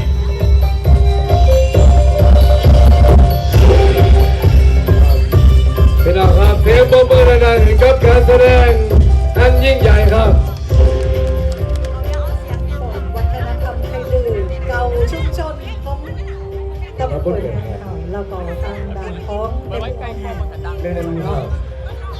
แต่มี7 หมู่บ้านนะเจ้ายัง2 หมู่บ้านก็ที่ตั้งบ้านแม่ปุ้งห้องขาว เจ้าเสียไปดีไหมเนาะ เศร้าคือเศร้าลุงแต่ และนี่ก็เป็นการแสดงในงานย้อนหอยนวิถีถิ่นไทยลือลำปางครั้งที่ 3 ประจำปี 2567 นะเจ้าเป็นการแสดงเปิดประตูสู่ตำนานถิ่นโบราณไทยลือลำปางแล้วก็รวมไปถึงการแสดงศิลปะวัฒนธรรมเก่าชุมชนไทยลือลำปางเนาะซึ่งเป็นการแสดงตีใจตอนหับตั้งท่านประธานในพิธีแล้วก็ท่านแขกผู้มีเกียรติผู้ติมาห่วมงานในวันนี้นะเจ้าบริเวณศูนย์วัฒนธรรมไทยลือจังหวัดลำปางตำบลกล้วยแพะอำเภอเมืองจังหวัดลำปางและก็สำหรับพิธีกรบนเวทีเจ้าดีเจไอมนคนป่าไม้และปีนันทาหอมแก่นจันทร์ช่วงนี้พร้อมแล้วเจอหนูเฮาติดตามบรรยากาศด้านบนเวทีเลยเจ้า สวัสดีครับ สวัสดีเจ้ายินดีต้อนรับทุกท่านนะเจ้าขอสู่บรรยากาศของงานสืบสานวัฒนธรรมไทยลือนะเจ้าของพี่น้องลำปางแล้วก็พี่น้องไทยลือในจังหวัดภาคเหนือเจ้า ครับก็ลักขอต้อนรับทุกท่านนะครับโดยความปิติยินดี ใจเจ้า นะครับวันนี้ก็อย่างที่เราบอกไปเนาะอุปสรรคสำคัญ ถูกต้อง อยู่ที่จิตใจ เนี่ยก็เอาออกมาอันจีของจิมมี่นะฟุต ครั นะ บ นะเจ้าก็เดียวกับตาได้โมนกัน แล้วก็ตอนนี้ตีนั่งตั้งขางนะเจ้ามันนั่งได้แล้วเด้อฟุตจิมมี่แต่โตก็ เชิญเลยครั ที่กี่ บ ที่เขาฝนพวกปวงทรงเทวดาไปเรียบร้อยนะ เรียบ เจ้า ร้อยครับ หายเซ็บเลยนะฟุตนี่นะเจ้าเนาะ ครับ กราบเรียนท่านนายกองค์การบริหารส่วนจังหวัดลำปางนะคะท่านนายกดวงรัตน์โลสุนทรนะคะแล้วก็ท่านรองนายกตลอดจนถึงคณะหัวหน้าส่วนราชการนะผู้บริหารจากองค์กรปกครองส่วนท้องถิ่นเนาะ ครับ ยินดีต้อนรับทุกท่านค่ะ ครับเริ่มบอกพี่น้อง ว่า คือใส่หูฟัง มันจะมีสองภาษา นะจ๊ะ มี เนาะ ภาษากลางกับภาษาไทยหรือวะ น้อยหนึ่งภาษากลาง โดยส่วนใหญ่เขาก็ต้องใจภาษาไทยหรือนะจ๊ะ ครับ แต่ว่าเดี๋ยวนี้มีการถ่ายทอดสดอย่างที่บอกไปไลฟ์สด แม่น นะจ๊ะในเครือข่ายของสถานีวิทยุกระจายเสียงแห่งประเทศไทยกรมประชาสัมพันธ์สวทลำปางนะจ๊ะแล้วก็ตั้งอสมทลำปางตอนนี้นะคุณหอพิเศษแสนคุณ ครับ นะจ๊ะวัฒนธรรมไทยหรือของเฮาเผยแผ่แล้วก็โด่งดังไปทั่วโลกเปิ้นว่าอย่างฮื้อก่อนที่เอ๋เปิ้นว่าอย่างฮื้อก่อน ฝ่าสีทองผ่องอัมภัยลือจะเป็นใหญ่ในแผ่นดินปรบมือดังๆให้กับไทยลือครับ ในการจัดงานของเรานะเจ้า2 วันนะเจ้าน้อง ครับ ว่าแล้วก็วันนี้แล้วก็ได้หอขบวนที่ยิ่งใหญ่นะเจ้าถึงแม้ว่าฝ่าฝนแต่เป็นอุปสรรคแต่ใจของพี่น้องลือเนี่ยเกินร้อยนะเจ้าเนาะ ติกิโลมอายุจังฟอดแล้วประมาณ3 ปันปลาย มาได้พี่มาตาม ก็ แล้ว ว่า ที่เนี่ย ลำป้า โบนพี่มันจะได้ ใจมันยังสูงอยู่อย่างที่บอกไป ใจสูง นะเจ้าน้อง ครับ การแสดงตอนหับท่านประธานแล้วก็ท่านผู้มีเกียรติผ่านไปแล้วเรียบร้อยนะเจ้าเนาะ กลาง ค ไม่ รับ ขบว ก็ นพี่ ด้วยความดีอกดีใจของพี่น้องไทยลือ ฝาก นะ ห ค น้า รับ ตู้ ที่ อย่า ทาง เสี อย ง งค์การบริหารส่วนจังหวัดลำปางเห็นความสำคัญ ใจเจ้า ของศิลปะวัฒนธรรมไทยลือนะครับส่งเสริมสืบสานต่อยอดอยู่ตลอดเวลา ถูกต้องเจ้า ครั แล้ บ วก็พื้นที่ของเฮานะเจ้าโดยเฉพาะทางด้านอาคารนะเจ้าสถานที่ ต้นเจ้า หับงบประมาณมาปรับปรุงแป้งหึงงามนะเจ้าก ระจายภาษาเป็นทางการก็รีโนเวท รีโนเวทนะเจ้าจนงามจนแบบว่าใจประโยชน์ใดหลากหลายเลย วันนี้เขาขืนเฮิรนใหม่ ครับ หุยเป็นของฟุ้นหาแก้ว พุ่นหายแก้วพุ่นหายแก้ว นะเจ้าเราเจ้าผ่านไปเรียบร้อยเป็นสิริมงคลนะเจ้าเนาะ ครับเอาละครับเพิ่มคุณเป็นการเซฟเวลานะครับเฮาแต่หือตังนายกสมาคมไทยเลอร์สาขาจังหวัดลำปางครับคุณวานิดาสัตยานุรักษ์ครับได้ขึ้นเวทีเพื่อกล่าวต้อนรับท่านประธานในพิธีและแขกผู้มีเกียรติทุกท่านขอกราบเชิญครับ เชิญคุณวนิดาสัตยานุรักษ์นะเจ้าเนาะ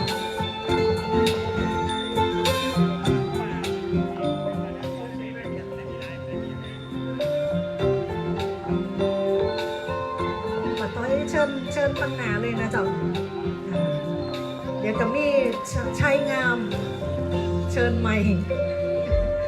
เจ้าเชิญป้าต้อยไปตั้งหนาหน่อยหนึงเดี๋ยวเจ้าตั้งหนาเลยค่ะ กอยางเนอโกตาว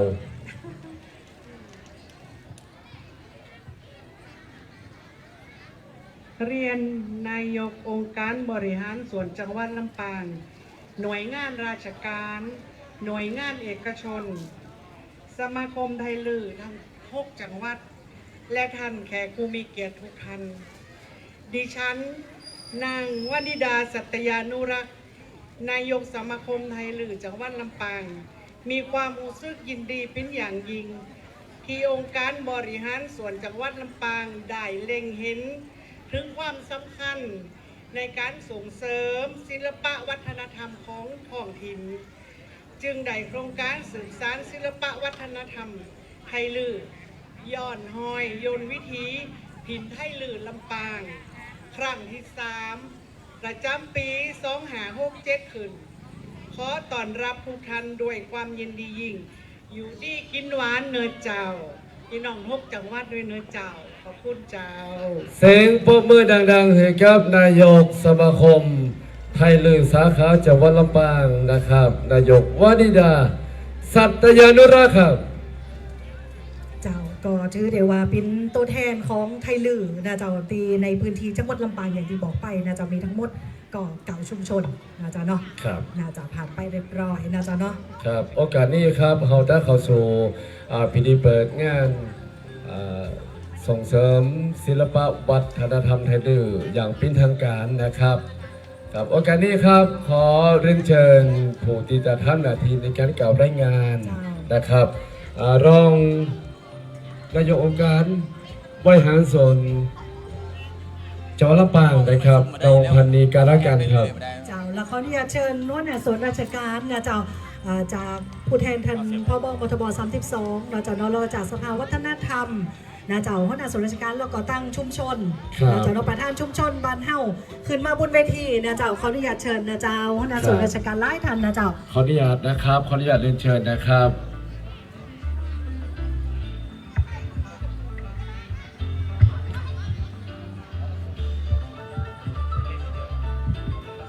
ครับแล้วก็ขอเรียนเชิญทีมบริหารของเทศบาลเมืองเขลังนครด้วยนะครับวันนี้ท่านรองนายกเนาะนะครับรังเงินจันคำนะเจ้าประธานชุมชนในตำบลกวยแพเฮาแล้วก็ตัวแทนจากแต่ละจังหวัดนะเจ้าตัวแทนแต่ละจังหวัดของไทยลือเฮาเนาะเชิญบนเวทีเลยนะเจ้า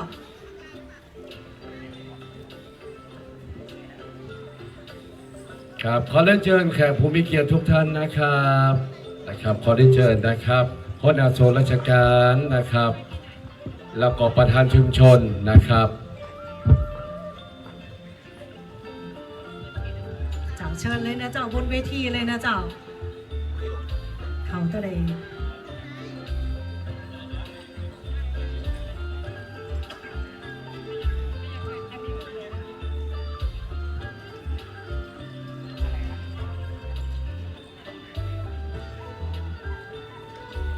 ครับขออนุญาตจัดสถานที่น้อยหนึ่งครับเพราะว่าตั้งบนเวทีเดี๋ยวก็มีความเป๊ะอยู่หน่อยนึงนะครับมีความเป๊ะจากฝนตกอยู่หน่อยนึงนะครับ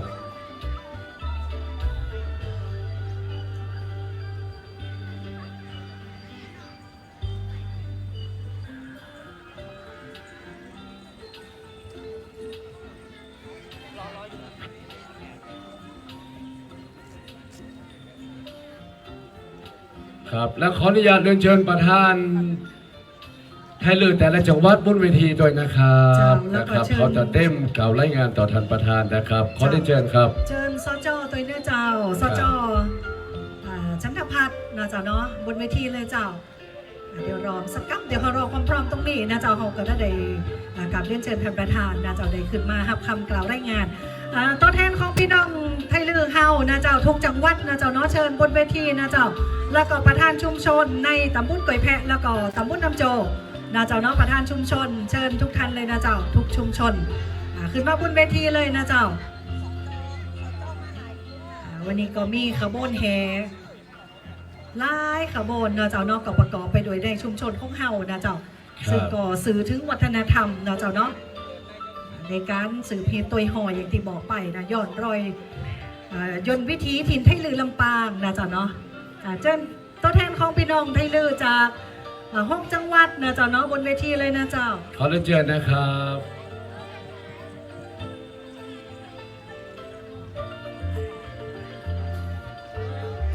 ขอเชิญท่านสมาชิกสภาองค์การบริหารส่วนจังหวัดลำปางนะเจ้าตีได้มาร่วมงานกับเฮาทุกท่านนะเจ้าขอเรียนเชิญบนเวทีเลยนะเจ้าขอเรียนเชิญนะครั เลยนะเจ้าเนาะครับขอเรียนเชิญครับครับเมื่อทุกอย่างบนเวทีพร้อมแล้วนะครับเดี๋ยวสักครู่หนึ่งเราจะขออนุญาตได้เชิญท่านประธานนะครับวันนี้ได้รับเกียรติจากท่านนายกองค์การบริหารส่วนจังหวัดลำปางนะครับเกียรติมาเป็นประธานนะครับซึ่งตั้งแต่ตอนเช้าแล้วครับน้องนันทานะครับก็โมนกันหลากหลายรูปแบบนะเจ้าเนาะแล้วก็แต่ละปีเนี่ยเขามีละเด็กละอ่อนลูกหลานเยาวชนเขามาร่วมกิจกรรมอย่างแต่ว่าเรื่องคำที่ผ่านมานะเจ้าเนาะเขาก็มีการประกวดเบาเลือนะเจ้าพิษละอ่อนหนุ่มบรรเทานะเจ้าครับพี่น้องครับลำดับต่อไปพร้อมแล้วครับขออนุญาตเรียนเชิญท่านประธานในพิธีครับพี่น้องปรบมือต้อนรับนายกองค์การบริหารส่วนจังหวัดลำปางท่านตวงรัตน์โลสุนทรครับ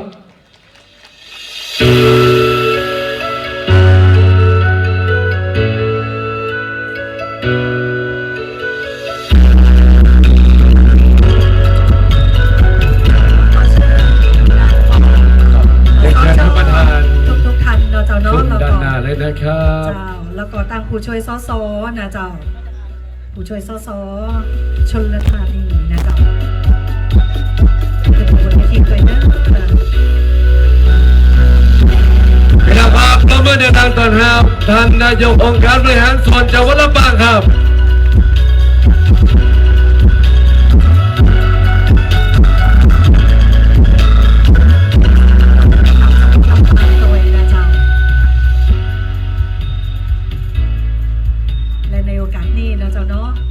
มีการกล่าวรายงานวัตถุประสงค์การจัดงานโดยทางรองนายกองค์การบริหารส่วนจังหวัดลำปางขอกราบเรียนเชิญเจ้ากราบเรียนท่านนายกองค์การบริหารส่วนจังหวัดลำปางดิฉันนางสาวพนีการกันรองปลัดองค์การบริหารส่วนจังหวัดต้องขอบพระคุณท่านเป็นอย่างสูงที่ได้ให้เกียรติมาเป็นประธานในวันนี้จากประวัติศาสตร์ของไทลื้อตั้งถิ่นฐานอยู่บริเวณตอนใต้ของประเทศจีนเมืองเชียงรุ้งเขตการปกครองตนเอง12 ปันนามณฑลยูนานเป็นศูนย์กลางของชาวไทลื้อจึงมีประวัติศาสตร์ร่วมกับจีนมาเป็นเวลายาวนานในช่วงหลายร้อยปีที่ผ่านมากลุ่มชาวไทลื้อบางส่วนได้อพยพและถูก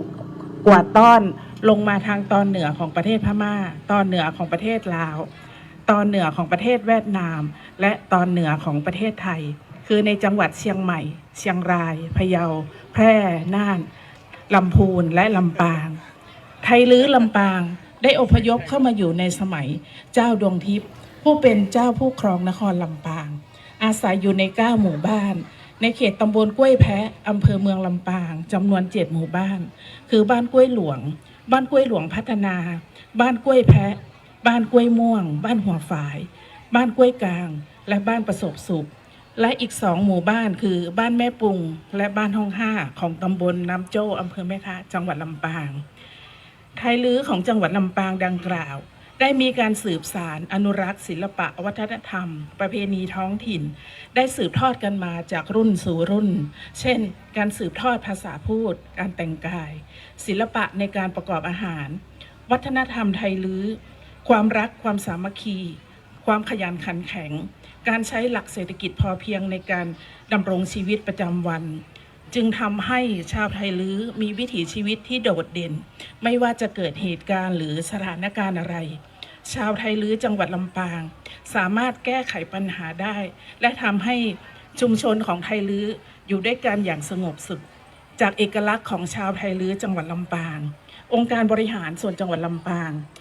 จึงได้จัดทำโครงการสืบสานศิลปะวัฒนธรรมไทลื้อขึ้นโดยมีวัตถุประสงค์ดังนี้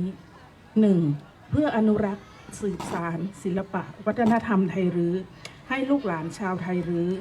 และประชาชนจังหวัดลำปางได้ร่วมกันอนุรักษ์ สืบสารรักษาและต่อยอดศิลปะวัฒนธรรมดังกล่าว 2. เพื่อประชาสัมพันธ์เผยแพร่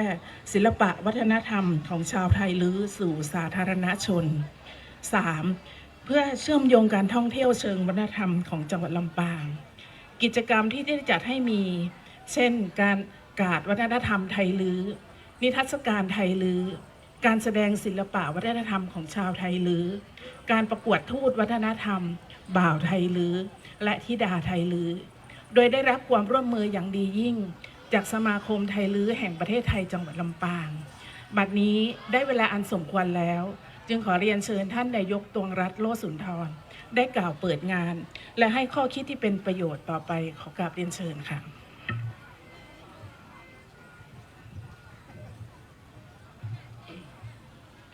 เรียนดังไหมเรียนท่านท้องถิ่นจังหวัดลำปางท่านวิทยวัฒน์อัจฉริยะฉัตราท่านสมาชิกสภาองค์การบริหารส่วนจังหวัดลำปางทุกท่านนะคะที่มาร่วมงานในวันนี้ท่านผู้แทนสมาชิกสภาผู้แทนราษฎรท่านสสชลธานีเชื้อน้อยนะคะท่านนายกสมาคมไทยลื้อแห่งประเทศไทยสาขาจังหวัดลำปางท่านหัวหน้าส่วนราชการทุกท่านรวมทั้งพี่น้องชาวไทยลื้อจากทั้ง6จังหวัดและพี่น้องชาวไทยลื้อพี่น้องชาวลำปางทุกท่านที่มาร่วมงานในวันนี้นะคะพี่น้องในไทยลื้อในจังหวัดลำปางที่ได้ร่วมชมณที่สถานที่จัดงานรวมทั้งที่ชมทางไลฟ์สดและรับฟังทางสถานีวิทยุด้วยนะคะวันนี้ดิฉันก็ยินดีและได้รับเกียรตินะคะที่ได้มาเป็นประธานในการเปิดงานกิจกรรมย้อนรอยยนต์วิถีสืบสานศิลปะวัฒนธรรมของไทยลื้อนะคะอันนี้ก็ต้องขออู้เป็นกำเมืองกันแล้วกันนะเจ้าในโอกาสตียังอู้กำลื้อยังบ่ได้เตือกก็ขออู้เป็นกำเมืองกันแล้วกันนะเจ้าก็ถือว่ากลุ่มชาติพันธุ์ไทยลื้อของเขานี่มีประวัติศาสตร์ความเป็นมาตียาวนานเนาะแล้วก็ยังคงจะได้รักษาขนบธรรมเนียมประเพณีวัฒนธรรมเอาไว้ได้อย่างดียิ่งไม่ว่าจะเป็นเรื่องของกำอู้ภาษาไทยลื้อของเขาตีฟังจริงๆแล้วฟังแล้วม่วนนะเจ้าแต่ว่ายังมีคนอู้น้อยอยู่นะเจ้าลูกหลานไทยลื้อในปัจจุบันเนี่ยถ้าได้ช่วยกันส่งเสริมเพื่อลูกหลานคนลื้อได้มาอู้กำภาษาลื้อก็จะได้เป็นการอนุรักษ์ภาษาของเขาให้สืบสานต่อไปได้นะนอกจากนั้นก็ยังมีเรื่องของครัวกินเนาะอาหารตำรับไทยลื้อก็เป็นอาหารที่มีความแปลกแล้วก็มีรสชาติล้ำนะเจ้าการแต่งตัวอันนี้ก็เป็นเอกลักษณ์ของชาวไทยลื้อทุกท่านที่ยังคงงดงามแล้วก็มีเรียกว่าความนิยมเพิ่มขึ้นเรื่อยๆนะเจ้าโดยเฉพาะตอนนี้จังหวัดลำปางเฮานำผ้าย้อมครั่งมาเป็นส่วนหนึ่งในการจัดทำเสื้อผ้าของพี่น้องชาวไทยลื้อก็ทำให้มีความงดงามเพิ่มขึ้นอันนี้ก็ถือว่าเป็นสิ่งที่พี่น้องทุกคนจะได้ช่วยกันอนุรักษ์สืบสานเก็บรักษาไว้เป็นมรดกคือกับลูกหลานเจ้าลำปางเจ้าไทยลื้อของเฮาต่อไปนะเจ้าที่สำคัญที่สุดก็คือเรื่องของวิถีชีวิตเรื่องของกำอยู่กำกินของพี่น้องไทยลื้อที่มีความขยันมีความอดทนนะเจ้ามีความมุ่งมานะอันนี้เขาจะหันได้เลยว่าพี่น้องชาวไทยลื้อทุกวันนี้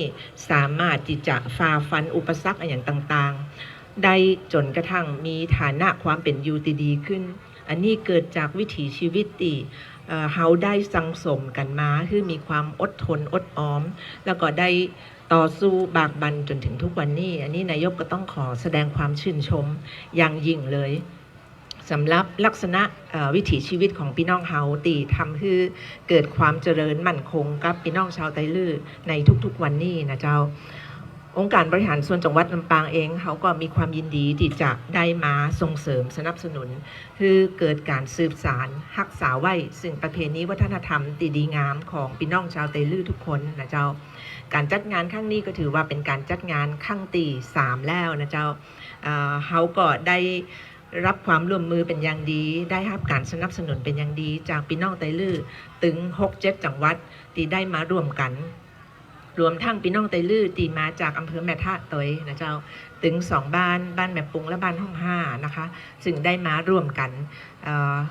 แสดงพลังความยิ่งใหญ่ของความฮักความสามัคคีของพี่น้องไตลื้ออันนี้ก็ขอคือฮักษาไว้นะเจ้าแล้วก็อบจ.ลำปางเองก็ยินดีที่จะเป็นแรงช่วยเสริมด้วยสนับสนุนให้พี่น้องไทลื้อทุกคนได้สามารถรวมพลังอันยิ่งใหญ่รวมกันเป็นพลังของพี่น้องไตลื้อเฮาได้ช่วยเหลือดูแลกันได้สนับสนุนกันต่อไปนะเจ้าเหมือนกับกำปะเกาที่เขาอู้เนาะว่าถ้าหนตางบะเตวมันก็จะรกรุงรังถ้าพี่น้องไตลื้อเฮาบ่ได้มาไปมาหาสู่กันชีวิตก็จะบ่มีความราบรื่นนะเจ้าก็จะมีแต่ความเศร้าหมองเพราะฉะนั้นก็หวังว่าทุกท่านก็จะได้มารวมพลังกันจีกุปีเลยนะเจ้านายกต้องขอบคุณทุกภาคส่วนนะเจ้าที่ได้มีส่วนร่วมจัดงานในวันนี้บอกว่าจะเป็นทั้งสมาคมไทลื้อแห่งประเทศไทยสาขาจังหวัดลำปางสถานีตำรวจภูธรเขลางนครสมาคมกู้ภัยอมรินทร์ลำปางรวมทั้งพี่น้องเจ้าไตลื้อทุกท่านตีมาจากทุกจังหวัดที่ได้มาร่วมกันในวันนี้ขาดจังหวัดเดียวก็คือจังหวัดเชียงรายซึ่งอันนี้ก็ต้องแสดงความเห็นใจแล้วก็ขอส่งกำลังใจไปคือพี่น้องเจ้าไตลื้อที่เชียงรายตัวนะเจ้าสำหรับการประสบภัยน้ำท่วมนะคะก็ทำให้บ่สามารถมาร่วมงานกับเราได้ในปีนี้นะเจ้าการจัดงานในวันนี้นอกจากจะเป็นการรวมพลังไตลื้อแล้วเราก็ถือว่าเป็นโอกาสดีที่จะได้เปิดอาคารศูนย์วัฒนธรรมไตลื้อแห่งใหม่ซึ่งพึ่งเซตบ่เมินนี่นะเจ้าตอนเจ้าเขาได้มีการทำบุญอาคารเพื่อเป็นสิริมงคลกันไปแล้วพอตอนแมลงเขาก็ได้มีเทวดาเนาะโปรยฝนมาคือเกิดความจุ่มอกเย็นใจกันทุกผู้ทุกคนนะเจ้า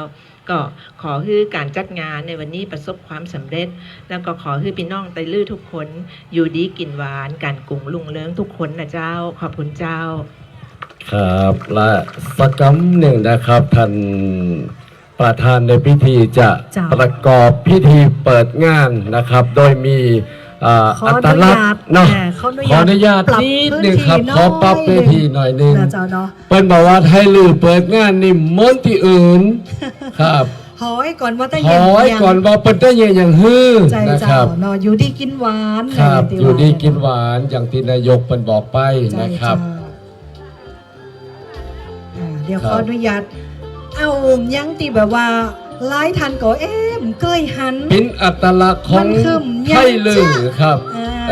เฮานำมาพอว่านายกจะเปิดงานอย่างฮือจ้าเนาะนะครับนายกก็แย่งอยู่นะนายกก็ว่า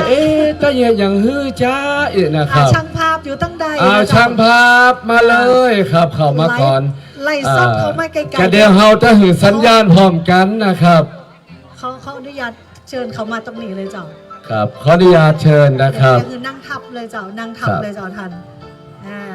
เดี๋ยวเฮ้ยนายกนั่งดีๆโก้บนปักกระดิกครับปักกระดิกeat ไฟเพิ่นห้องว่า eat ไฟ eat ไฟนะครับเดี๋ยวเฮาจะนับพร้อมกันท่านเอาใส่แล้วท่านก็ต้องกำแล้วก็หมุนนะเจ้าเดี๋ยวเขานับพร้อมกันเดี๋ยวขออนุญาตนับเอาเฮ้ยนายกลองน้อยหนึ่งครับลองอีดก่อนครับลองอีดก่อนอันนี้เอาใหม่นะครับเป็นมาสมัยเป็นละอ่อนโฮไปมือประมาณนี้โฮไปมือเขาไปเลยก็ดีนะนายกระวังโฮไปมือเนอะครับก็เดี๋ยวเขานับพร้อมกันในมุนเดี๋ยวเขาจะถือสัญญาณพร้อมกันครับเอาละพร้อมแล้ว5 4 3 2 1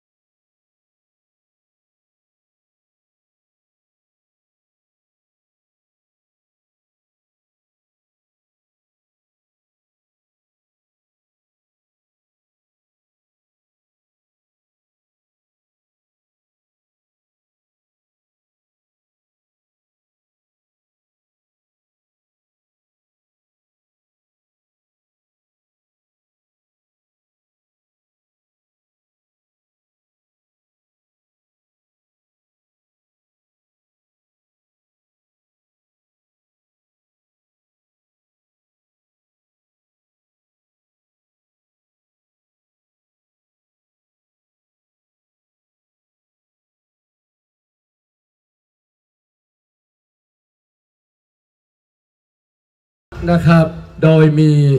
ตัวแทนของไทยลือแต่ละจังหวัดนะครับรับมอบจากท่านประธานนะครับเชิญเลยครับจังหวัดแรกครับไทยลือเมืองแปรมีไหนครับครับครับนายกไทยลือเมืองแปรเด้อครับแล้วก็เชิญขออนุญาตเชิญทาง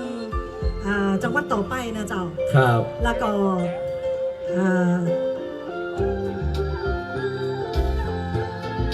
อันที่ครับในจังหวัดนี้ก่อนครับพะเยาครับเมืองแปรไปแล้วพะเยาไปแล้วบันทิละปูนมีไหนครับบันทิละปูน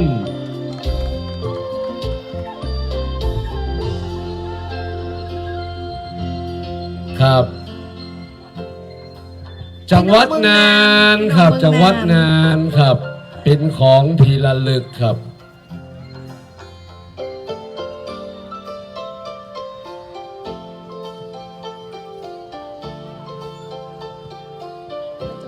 จังหวัดแปรไปแล้วเนาะครับแล้วเห็นกี่จังหวัดยังสุมาจังหวัดเชียงรายไม่ได้มาเพราะเชียงใหม่เจ้าเชียงใหม่มาหรือยังอ๋อมได้มาตั้งเชียงใหม่เจ้าพี่น้องเชียงใหม่มาหรือเปล่ามาเชียงใหม่มาเชียงรายมานะเจ้าเนาะเป็นอย่างเนาะนะครับเป็นอย่างขอบพระคุณนะครับขอลำดับต่อไปขออนุญาตบันทึกภาพเนาะนะครับขออนุญาตบันทึกภาพนะครับ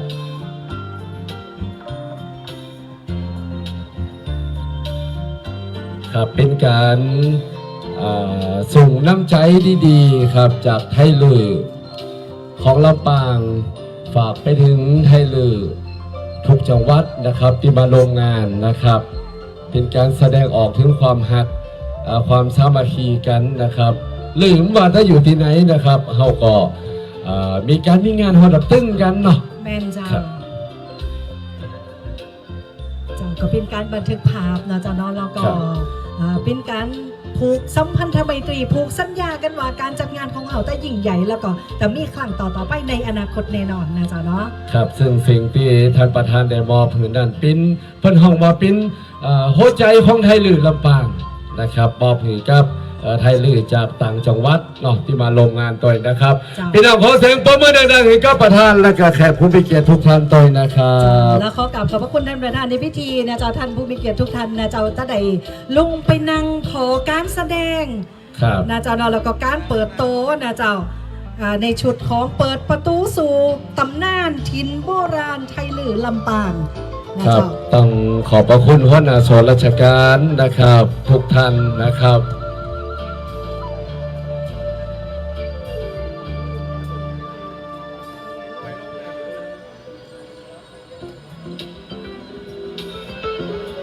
ขอบคุณทุกท่านนะเจ้าเนาะขอบคุณพี่น้องไทยลือจากหลายๆจังหวัดครับเนาะนะครับพี่น้องเมืองแปรเมืองนานบันทิละปูนพะเยาครับ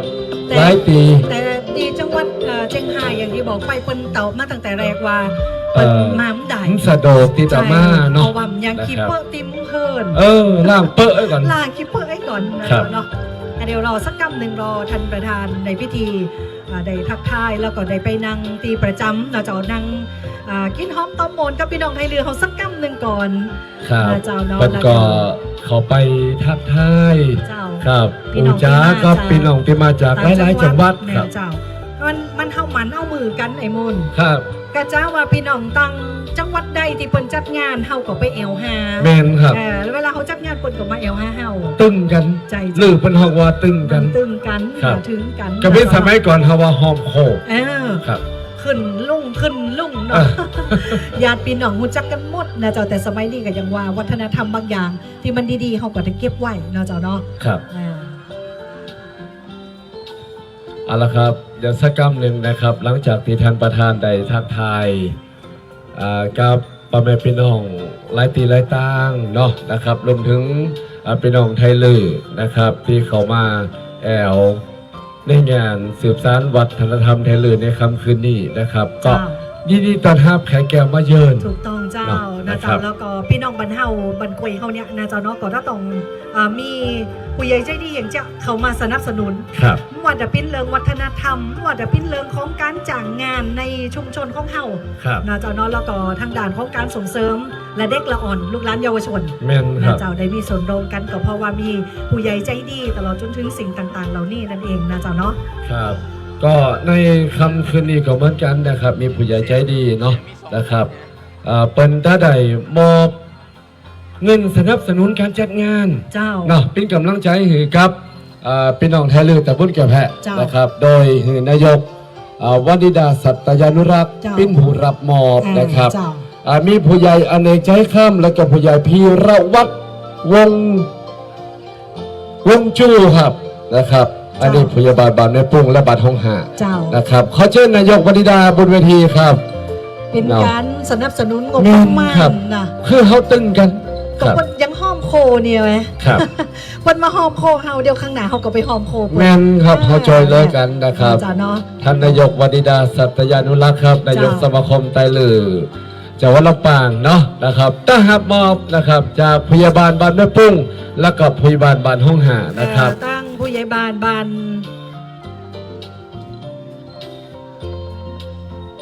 เจ้าตั้งผู้ใหญ่บ้านได้ปรุงเป็นบอกเป็นผู้ช่วยนะเจ้า ครับ ผู้ช่วยวันหน้าขึ้นมานะเจ้าเนาะ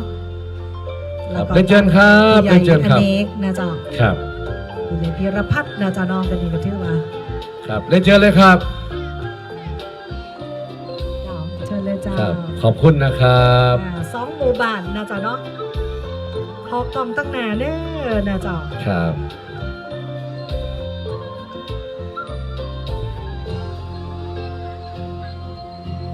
เจ้าขอบคุณผู้ใหญ่ตึง2 ท่านแล้วก็ผู้ช่วยตัวเองนะเจ้าขอบคุณท่านนายกวนิดานะเจ้าเนาะ ครับ กับการขับมอบโซนการสนับสนุนของไทยลือบ้านไกลเลื่อนเคียงนะ แม่ เจ้าน เนาะ ครับแม่นครับ ไม่เป็นไร เอาละครับน้องนัน เจ้า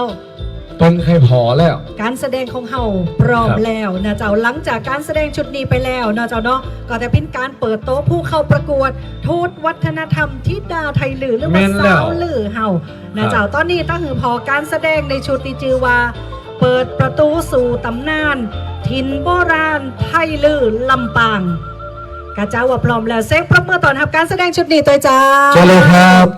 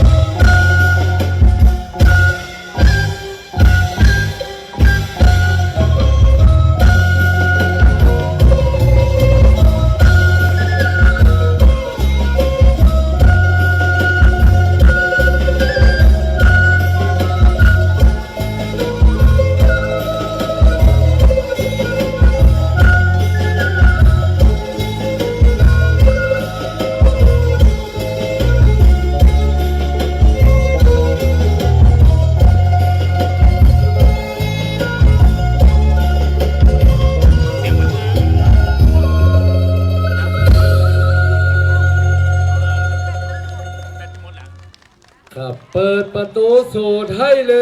ยครับเสียงปรบมือดังๆด้วยเด้อครับ เจ้าก็ถือว่าเป็นการแสดงตีมีความงามแล้วก็มีความเป็นไปเป็นมานะเจ้าอย่างที่ว่า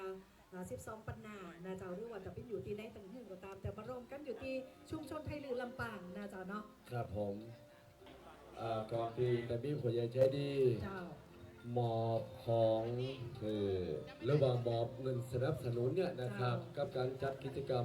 พี่น้องครับโพสต์สำคัญของคำคืนนี้คือทูตวัฒนธรรมนะครับเขาจะถือโอกาสนี้ครับเปิดโต๊ะทูตวัฒนธรรมหรือว่าธิดาไทยลือเป็นการเปิดโต๊ะสาวงามรอบแรกก่อนนะเจ้าเดี๋ยวหลังจากนั้นเดี๋ยวเขาต้องเข้าสู่การประกวดเราจะเราก็มีการแนะนำคณะกรรมการและในช่วงนี้ทุกท่านกำลังเกียรติตามรับชมบรรยากาศของการจัดงานย้อนหอยยนต์วิถีถิ่นไทยลือลำปางครั้งที่ 3 ประจำปี 2567 เจ้าจากบริเวณศูนย์วัฒนธรรมไทยลือจังหวัดลำปางตำบลกล้วยแพะอำเภอเมืองลำปางเจ้าซึ่งจัดขึ้นในระหว่างวันที่ 15 กันยายนนี้นะเจ้า14 ตะวัน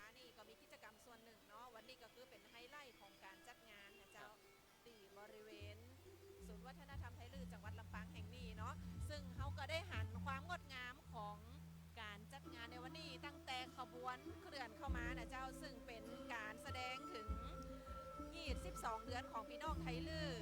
แล้วก็มีต่างด้านของการแสดงที่วันนี้งดงามขนาดเนาะพี่น้องตั้งหลุมกระมวลไปตัวไอ้ต่อเจ้า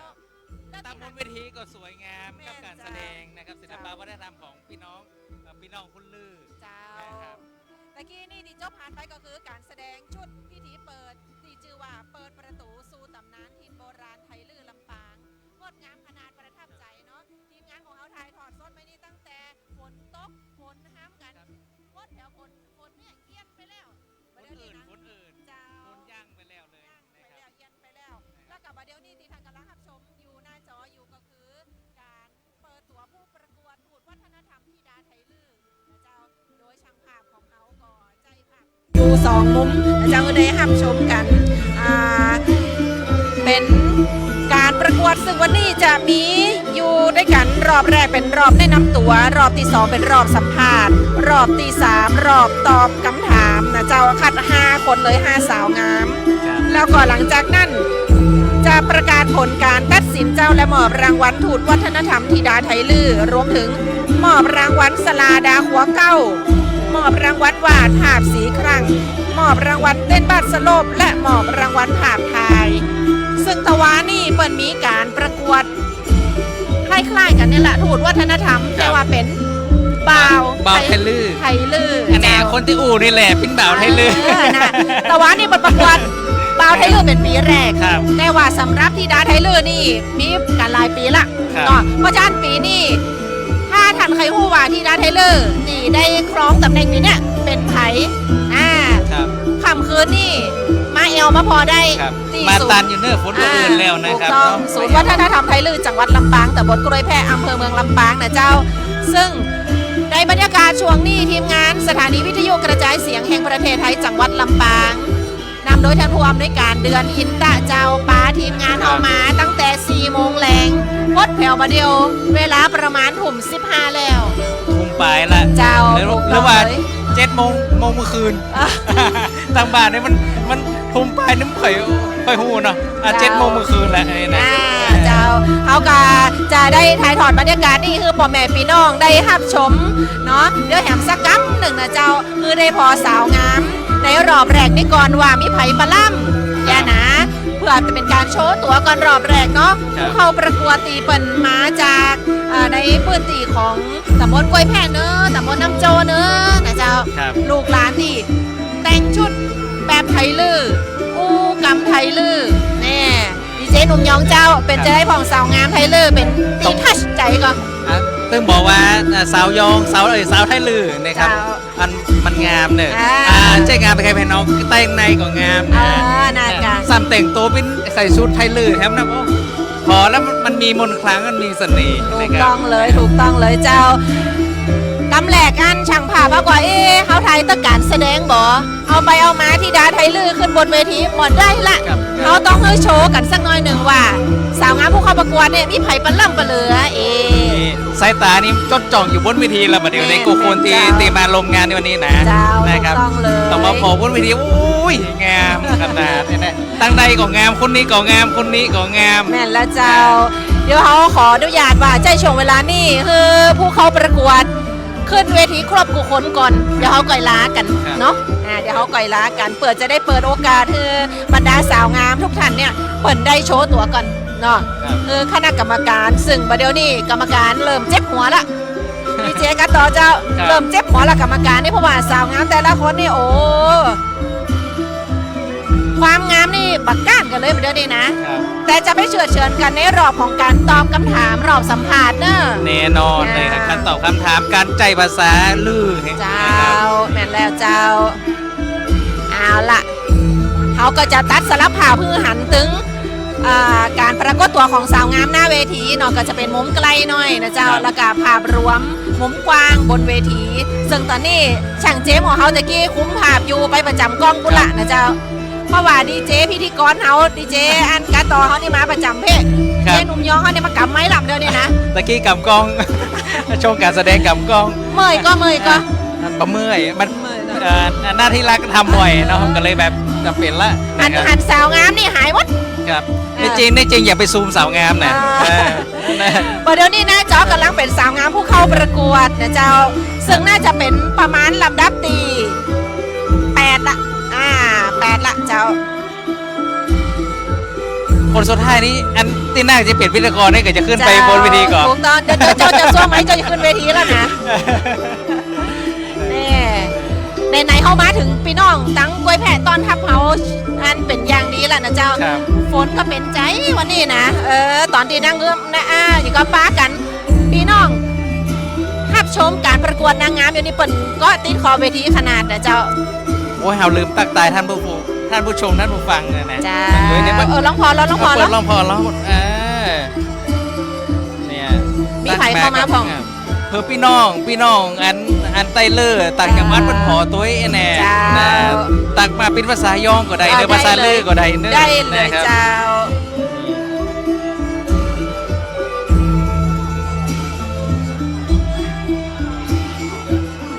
คือบางผ่องเนี่ยเปิดก่อมา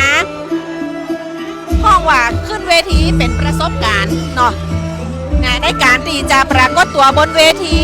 การจะเดินการจะยิ้มคือคณะกรรมการได้รับชมนะเจ้าขอบคุณหลายท่านที่รับชมอยู่คุณเรือนคำถามว่างานอย่างน้อยนะงานย้อนหอยนวิถีทินไทยลือลำปางเจ้าคุณสายไซมอนว่าโอ้ยเสื้อผ้างามขนาดนี่นะเจ้างามแต่กะเนาะจะเอาสักชุดก่อนเอาละเจ้าตอนนี้คือผู้เข้าประกวดสาวงามของเขาทั้ง8ท่านเนาะ1 2 3 4 5 6 7 8ท่านด้วยกันบนเวทีเจ้าได้ค่ำคืนนี้เดี๋ยวทางองค์การบริหารส่วนจังหวัดลำปางก็จะได้มาแจ้งผลกันบึ้งติว่าไผ่เนาะจะคว้ารางวัลเจ้าครองแชมป์เป็นทูตวัฒนธรรมธิดาไทยลือซึ่งท่านก็สามารถติดตามข้อมูลข่าวสารได้ที่เพจขององค์การบริหารส่วนจังหวัดลำปางเนาะซึ่งเอาละพิธีกรบอกปรบมือดังๆแล้วก็เป็นสัญญาณบอกว่าทีมงานสวทลำปางของเฮาเจ้าเดี๋ยวขอใจภาพมุมกว้างจากกล้องช่างแหลมกำไอแหลมเพชรของเฮาเนาะตอนนี้นะเจ้านี่คือบรรยากาศของงานย้อนหอยยนต์วิถีทินไทยลือลำปางเจ้าดีเจไอเจมของเฮาอยู่หน้าเวทีตอนนี้เป็นภาพของพิธีกร1 หนุ่มรอดีเจไอมนคนป่าไม้และแหมท่านที่2สาวงามเจ้าไทยลือเหมือนกันพี่นันทาหอมแก่นจันทร์ของเฮาเนาะก็จะลากันด้วยบรรยากาศนี้นะเจ้าสำหรับงานย้อนหอยยนต์วิถีทินไทยลือลำปางปีนี้จัดเป็นครั้งที่3ปี2567มีพี่น้องหลายจังหวัดมาร่วมเช่นตั้งเมืองน่านตั้งเมืองแปะอย่างเงี้ยนะลำพูนเนาะเนี่ยละเจ้าอันพะเยาถูกต้องเจ้าเจียงไฮ้ก็มีนะแต่ไม่ได้มาเจ้านะครับเจียงใหม่ก็มีแม่เจ้าปีนี้บางของเปิดน้ำท่วมอยู่ว่าเนาะก็หันใจกันนะเจ้าว่าเป็นยังแต่เดี๋ยวปีหน้าเขาจะนำบรรยากาศแห่งความสุขจะอีมาฝากกันแหมเนาะวันนี้ทีมงานสถานีวิ วิทยุกระจายเสียงแห่งประเทศไทยจังหวัดลำปาง FM 97 เมกะเฮิรตซ์เจ้าคลื่นนี่วิทยุแห่งประเทศไทยนำโดยท่านผู้อำนวยการเดือนอินตะนะเจ้าพร้อมถึงทีมงานถ่ายทอดสดกูคู่คนเนาะดีเจเสียงร้องค่ะวันนี้เจ้าแนะนำตัวกำนุษ ครับดีเจน้องต่อหนุ่มยอง จ้า หนุ่มยอง ยองละปูนเนาะแล้วก็น้องยุ้ยการจนาฟูปิงเจ้า อันนี้กำเมืองลำปางหนาแต้ๆเนาะอำลาหมู่เฮาไปก่อนเจ้าขอบพระคุณทุกท่านที่ติดตามการถ่ายทอดสดของเฮามาจนถึงช่วงเวลานี้ปะกันใหม่กับกิจกรรมดีๆจากทีมงานสวทลำปางเด้อวันนี้จงดีมีความสุขคู่ๆคนขอบคุณและสวัสดีจ้า สวัสดีครับ ครับโดยต่อไปในทางสทพ